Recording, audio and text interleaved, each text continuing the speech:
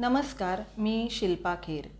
गीता रहस्य या लोकमान्य टिळकांनी लिहिलेल्या ग्रंथामधील जी जीवनमूल्ये आहेत ती सहज सोपी करून सांगण्याचा माझ्या क्षमतेप्रमाणे मी प्रयत्न करीत आहे। लोकमान्यांनी गीता रहस्य लिहिताना सुरुवातीलाच म्हटलेलं आहे की भगवद्गीतेमधील कर्तव्य धर्म आणि नीतिशास्त्र हे लोकांना समजावून सांगण्यासाठी मी गीता रहस्य लिहित आहे। तर ह्या गोष्टी ज्या आहेत त्या आपल्या जीवनाला परिपूर्ण करण्यासाठी आवश्यक असतात आणि त्या समजून घेणं फार आवश्यक आहे। माझ्या परीने मी हा प्रयत्न करीत आहे। या भागाचं शीर्षक आहे कोण बोलले याला महत्त्व असते। सुप्रसिद्ध लेखक पु ल देशपांडे यांनी हे म्हटलेलं वाक्य आहे की जगामध्ये काय बोललं यापेक्षा कोण बोललं याला फार महत्त्व असतं। कारण त्या व्यक्तीचं आचरण जे असतं, कोण ते बोलणारी व्यक्ती कोण आहे, तिचा अधिकार काय आहे, या गोष्टी फार महत्त्वाच्या असतात। आपण घरात देखील किंवा आपल्या आजूबाजूला जर पाहिलं, एखादं लहान मूल असतं आणि घरामध्ये म्हणा किंवा शाळेत म्हणा ते कोणाचं ऐकत नसतं, परंतु एखादी व्यक्ती घरातील वडीलधारी व्यक्ती असेल किंवा शाळेतील कोणी एखादे शिक्षक असतील आणि त्यांनी बोललेलं मात्र ते ऐकत असतं, तर ह्यामध्ये काय फरक असतो, त्या व्यक्तीमध्ये काय वैशिष्ट्य आहे हे बघणं फार आवश्यक असतं। एखादी व्यक्ती जर गोळी चॉकलेट वगैरे देऊन ऐकायला लावत असेल तर गोष्ट वेगळी, पण नुसत्या समजावून सांगण्याने जर ते मूल ऐकत असेल तर नक्कीच त्या व्यक्तीमध्ये काहीतरी ते वैशिष्ट्य असतं, त्या मुलाच्या मनामध्ये काहीतरी आदर भावना असते त्या व्यक्तीविषयी आणि म्हणून ते ऐकत असतं पटकन त्या शिक्षकांचं किंवा त्या वडीलधाऱ्या व्यक्तीचं। या संबंधीच एक आपले महान क्रांतिकारी भगतसिंग यांच्याविषयीची एक गोष्ट मला सांगावीशी वाटत आहे की जेव्हा तुरुंगामध्ये त्यांनी सर्व क्रांतिकारकांनी उपोषण आरंभलं होतं आणि जतीन दास म्हणून भगतसिंगांचे सहकारी होते, ते देखील क्रांतिकारक होते आणि उपोषण करत होते। पुढे त्या उपोषणामध्येच त्यांचा अंत झाला, परंतु मध्ये काही अशी परिस्थिती होती की त्यांना दूध किंवा पाणी काहीतरी घ्यावं म्हणून ब्रिटिश जे पोलीस होते ते प्रचंड प्रयत्न करीत होते। त्यांना अगदी मारझोड केली आणि त्यांना नळीद्वारे दूध देण्याचा प्रयत्न करत होते। त्यावेळेला जतीन दास यांनी त्या ब्रिटिश अधिकाऱ्यांची जी काही दडपशाही सुरू होती त्याला त्यांनी अजिबात जुमानलं नाही। त्यावेळेला ब्रिटिश अधिकाऱ्यांनी भगतसिंगांना विनंती केली की यावेळेला तुम्ही जरा सांगा, आणि काहीतरी गरज होती म्हणून भगतसिंगांनी तेव्हा त्यांना सांगितलं की जतीन, तू हे पाणी किंवा दूध जे काही असेल ते घे, आणि त्या क्षणी जतीन दासनी ते घेतलं। ब्रिटिश अधिकारी अतिशय अचंबित झाले की आपण इतकं मारलं याला मरेस्तोवर तरी त्यांनी ते ऐकलं नाही आणि हा भगतसिंग फक्त येऊन सांगतो की तू घे जतीन, आणि तो पटकन घेतो। यात काय बरं दडलेलं आहे रहस्य? त्यांनी विचारलं जतीन दासला की असं तू का केलंस, तुला एवढं मरेपर्यंत मारत होतो, तू ऐकला नाहीस आणि आत्ता तू हे पटकन घेतलंस दूध? तेव्हा तो म्हणाला, भगतसिंग बाप आहे आमचा, त्याचा शब्द टाळता नाही येणार। तर ह्याच अधिकारी व्यक्तींचं महत्त्व जे टिळकांनी आपल्याला गीता रहस्यमध्ये सांगितलेलं आहे ते आपण ह्या भागामध्ये जाणून घेणार आहोत। गेल्या भागामध्ये आपण पाहिलं की भारतीय अध्यात्मशास्त्राची जी ताकद आहे ती किती मोठी आहे। मनातील गोंधळ यामुळे ह्या अध्यात्मशास्त्राच्या अभ्यासाने सहजपणे दूर होऊ शकतो, परंतु हा अभ्यास करताना लोकमान्य टिळकांनी आपल्याला एक अट घातली आहे, ती म्हणजे मन शुद्ध असण्याची, अर्थातच मनातील मीपणा काढून टाकण्याची तीही अट आहे।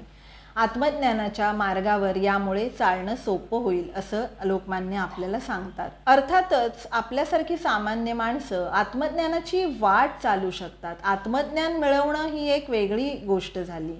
विश्वाचे आर्त माझ्या मनी प्रगटले असं ज्ञानेश्वर माऊली म्हणू शकते, कारण त्याने ते जाणलं आहे, अनुभवलं आहे। अत दीप भव असं गौतम बुद्ध म्हणू शकतात, कारण त्यांनी स्वतःमधला तो प्रकाश स्वतः जाणला आहे, ते स्वतः त्यांचं जीवन प्रकाशमय झालेलं आहे। अशा आत्मज्ञानी व्यक्तींच्या सहवासात आल्यावर आपल्यासारख्या सामान्य माणसांचं जीवन देखील उजळून जातं। आपल्यासाठी आत्मज्ञान हा शब्द जरा दूरचा किंवा अवघड असला तरी देखील आपण जेव्हा या वाटेवर चालू लागतो, आपल्या अध्यात्मशास्त्राविषयी जेव्हा आपण अधिक जाणून घेऊ लागतो, तेव्हा आपला दृष्टिकोन विस्तृत होत जातो। जीवनातील ज्या समस्या आहेत, अडचणी आहेत, समोर येणारे प्रश्न आहेत, त्याकडे बघण्याचा एक दृष्टिकोन उंचावतो आणि त्यातून आपण थांबून न बसता किंवा रडत न बसता मार्ग काढण्याचा नक्कीच प्रयत्न करू लागतो। लोकमान्य म्हणतात, वेद, उपनिषदे, पुराणे आदी जे ग्रंथ आहेत त्यांचा आपण अभ्यास करतो, तो कशासाठी त्यांना श्रेष्ठ समजतो? कारण ते अधिकारी व्यक्तींनी लिहिलेले आहेत आणि प्रत्येक धर्मामध्ये हे आहे. त्यांचे जे धर्मग्रंथ आहेत ते अधिकारी व्यक्तींनी लिहिलेले आहेत आणि म्हणूनच लोक त्यांना, प्रत्येक त्या धर्मातील मनुष्य त्यांना मान देतात.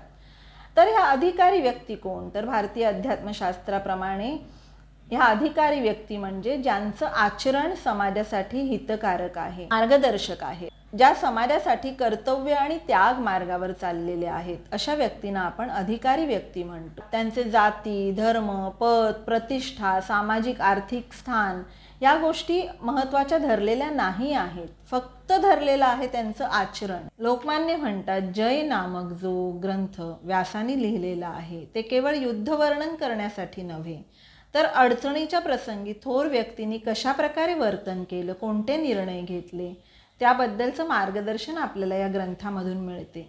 महाभारतामध्ये एक कथा आहे, त्यामध्ये यक्ष युधिष्ठिराला काही प्रश्न विचारतो आणि युधिष्ठिराने त्याची उत्तरं दिलेली आहेत. अधिकारी व्यक्तींचं महत्त्व समजावण्यासाठी लोकमान्यांनी हे उदाहरण गीता रहस्यमध्ये दिलेलं आहे. यक्षाने विचारलेलं आहे युधिष्ठिराला की जीवनात योग्य निर्णय कसा घ्यावा, कोणती दिशा आपण ठरवावी, कुठल्या मार्गाने जेव्हा द्विधा मनस्थिती होते तेव्हा दोन पैकी किंवा अनेक गोष्टींपैकी एक मार्ग निवडायचा, तो कशा प्रकारे निवडायचा, निर्णय कसा घ्यायचा. यावर युधिष्ठिराने उत्तर दिलेलं आहे की निर्णय घेताना आपण फक्त बुद्धीचा विचार करू शकत नाही, कारण आपल्या अध्यात्मशास्त्रात काय म्हटलेलं आहे की संतुलित बुद्धी योग्य निर्णय घेऊ शकते. संतुलित बुद्धी म्हणजे काय की इंद्रिये आणि मन ज्या बुद्धीच्या अधीन आहेत अशी बुद्धी स्थिर केल्यावर त्या बुद्धीद्वारे योग्य निर्णय घेतले जाऊ शकतात, असं आपलं अध्यात्मशास्त्र सांगतं. तर युधिष्ठिर म्हणतो की बुद्धी ही प्रसंगी चंचल होऊ शकते. कितीही जरी आपण ती स्थिर केलेली असली तरी एखाद्या घटनेमुळे, आपल्याला ही अनेक उदाहरणं आपल्याच पौराणिक कथांमध्ये पाहायला मिळतात की एखादे ऋषी आहेत, त्यांनी मोठी तपश्चर्या केली पण क्रोधामुळे शाप देऊन बसले किंवा आसक्तीत अडकले आणि त्यांनी जे काही तपश्चर्या केलेली होती ती सर्व पुन्हा त्यांना पूर्वपदावर घेऊन आले त्यांच्या शाप देण्यामुळे म्हणा किंवा मन अस्थिर होण्यामुळे, आणि पुन्हा त्यांना त्यासाठी प्रयत्न करावे लागले. एवढे तपस्वी ऋषीमुनी जर असं वागू शकतात तर सामान्य माणसाची काय कथा. तर त्यामुळे युधिष्ठिर म्हणतो की बुद्धी ही कधीही चंचल होऊ शकते. पुन्हा प्रत्येक व्यक्तीची बुद्धी वेगळी वेगळी आहे. त्याचप्रमाणे धर्मग्रंथ जे आहे ते जरी आत्मज्ञानी व्यक्तींनी लिहिलेले असले, चांगले थोर असले त्यातले विचार, तरी देखील प्रत्येक मनुष्याला त्यातील जो गूढ अर्थ आहे किंवा गहन अर्थ आहे तो कळेलच असं नाही. प्रत्येक व्यक्ती, पुन्हा बुद्धी वेगळी आहे कारण ती प्रकृतीचा भाग आहे आणि प्रकृती निरनिराळी आहे. तर त्यामुळे प्रत्येक व्यक्ती आपल्या क्षमतेप्रमाणे त्या ग्रंथामधील जे तत्व सांगितलं आहे त्याचा अर्थ काढण्याचा प्रयत्न करेल. तर यामुळे युधिष्ठिर म्हणतो की नुसतं ग्रंथांचं पठण देखील चालणार नाही. त्याने पुढे सांगितलेलं आहे की यासाठी महाजन म्हणजेच अधिकारी व्यक्ती ज्या मार्गावर गेले त्या मार्गाचं अनुसरण करणं आवश्यक आहे. म्हणजेच गुरुतुल्य व्यक्ती, म्हणजेच जे आपण बघत आहोत की कोण बोलले याला महत्त्व असते, कोणाचं बोलणं आपण जीवनात ऐकायचं आहे. शिवाजी महाराजांचं जर उदाहरण घ्यायचं झालं तर जिजाऊने त्यांच्यासमोर लहानपणापासून रामायण, महाभारत, संत साहित्य, महाराणा प्रतापांसारखे थोर नेते, आपला इतिहास याविषयीचे आदर्श त्यांच्यासमोर ठेवले. त्याचप्रमाणे रामदास स्वामी, तुकाराम महाराज यासारखे गुरु त्यांना लाभले आणि पूर्णपणे मीपणा सोडून त्यांचं शिष्यत्व त्यांनी पत्करलं. आणि म्हणूनच महाराज हे म्हणू शकतात की राज्य व्हावे ही श्रींची इच्छा. कुठेही महाराजांनी स्वतःचं नाव लावलेलं नाही. ही गोष्ट त्यांच्या चरित्रातून शिकण्यासारखी आहे आणि म्हणूनच महाराजांनी इतिहास घडवला. आज महाराजांचं नाव आपल्या भारतातच नव्हे तर परदेशात देखील अनेक ठिकाणी महाराजांच्या चरित्रावर, त्यांच्या युद्धनीतीवर, त्यांनी ज्या काही महत्त्वाच्या गोष्टी राज्यनीतीविषयी सांगून ठेवलेल्या आहेत त्याविषयीचा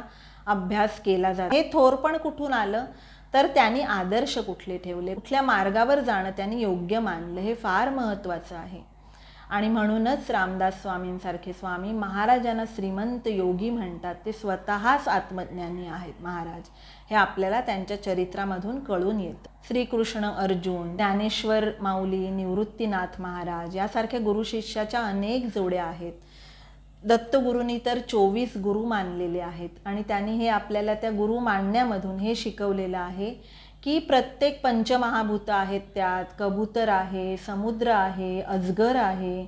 तर यामध्ये त्यांनी आपल्याला काय शिकवलं आहे, वेगवेगळ्या घटकांना गुरु मानून, की गुरु हा प्रत्येक गोष्टीमध्ये आहे, परंतु आपल्याला ते जाणता यायला हवं, आपल्याकडे शिकण्याची वृत्ती हवी. प्रत्येक घटनेमधून देखील आपल्याला शिकता येऊ शकतं जर आपण आपल्यामध्ये ती शिकण्याची वृत्ती ठेवली. भारतीय अध्यात्मशास्त्र म्हणते योग्य गुरु ओळखण्यासाठी, प्रत्येक घटकामधून मार्गदर्शन घेण्यासाठी प्रथम तुमचं मन स्थिर हवं.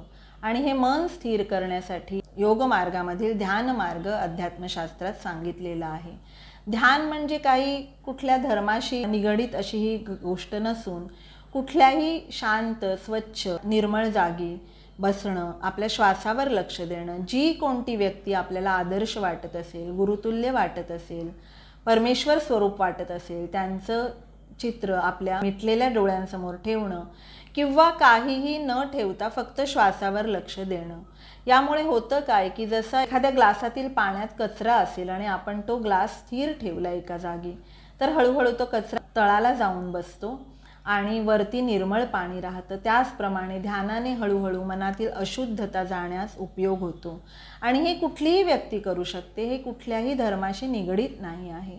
तर यामुळे मन स्थिर होतं आणि त्यामुळे मार्गदर्शन कोणाचं घ्यायचं, गुरु कोणाला मानायचं, आपले गुरु नक्की कोण आहेत, आपल्याला कुठल्या मार्गाने जायचं आहे, यासारख्या अनेक प्रश्नांची उत्तरं हळूहळू मिळू लागतात. ज्ञानेश्वर माऊलींनी जसं ज्ञानेश्वरीमध्ये सांगितलं आहे की लोखंड आणि पितळ यांच्यामधला जर काळेपणा गेला तर त्यांचं देखील परिवर्तन सोन्यासारख्या धातूमध्येच होईल. त्याचप्रमाणे मनामधील जर अशुद्धी काढून टाकली तर कुठलीही व्यक्ती आत्मज्ञानाच्या मार्गावर नक्कीच चालू लागेल. ते मिळण्यासाठी आपण मनोभावे परमेश्वराची प्रार्थना करूया.